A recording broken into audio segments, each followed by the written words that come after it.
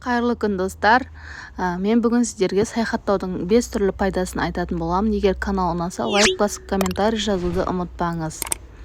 Адамдар осы не үшін саяхаттайды деген сұраққа көбіміз қыдыру үшін, күнделікті тіршіліктен демалу үшін, жинаған ақшаны құрту үшін деп жауап береміз. Алайда саяхаттаудың одан да басқа пайдасы мол. Ең бірінші, ол танымыңды кеңейтеді. Саяхат қоршаған ортаны, табиғатты жақсырақ тануға, зерттеуге, әлемнің сұлулығын байқауға үйретеді. Басқа ұлттардың салт-дәстүрін, мәдениетімен танысасыз, жергілікті тұрғындармен, саяхатшылармен, тарих туралы біліп, ең бастысы өзіңге керектіні ала білген жөн. Келесі, ол ақшаны дұрыс жұмсауды үйретеді. Көбінің басында ақшаң көп болмаса саяхаттай алмайсың деген түсінік қалыптасқан. Алайда туристердің барлығында 5 жұлдызды қонақ үйде жатып, қымбат мейрамханадан тамақтану міндетті емес. Шағын сумкаңызды алып, қаланы жаяу аралап, халық орналасқан аудандарға барсаңыз да болады. Жергілікті тұрғындармен араласып, көру үшін базарды аралаған дұрыс. Үшіншісі, ол саяхат деген өмірге деген көзқарасты өзгертеді. Әртүрлі елге саяхаттау арқылы сіз кез келген жерде еркін жүре аласыз. Өзіңізде кез келген жерде бақытты және жайлы сезінуге болатынын, жай ғана әр елдің өзінің заңын бұзбасаңыз болды. Саяхаттау арқылы сақтыққа үйрене аласыз.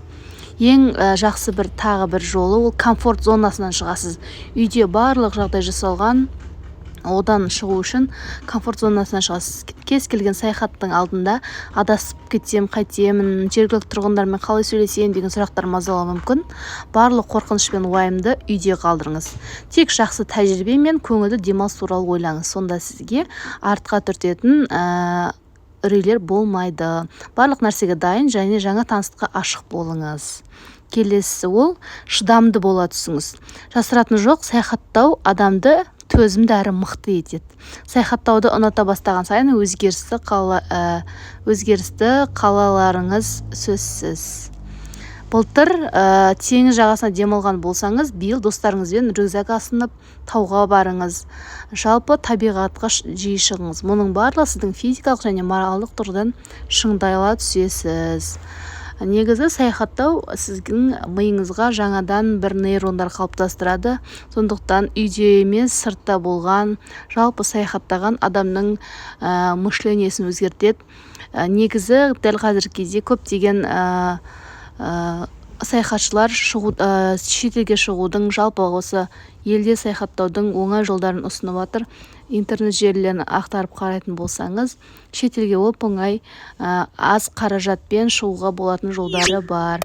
Мен де осы туралы бөлісемін. Егер де канал ұнаса, лайк басып комментарий жазуды ұмытпаңыз. Саяхаттау бұл өте оңай және қызық.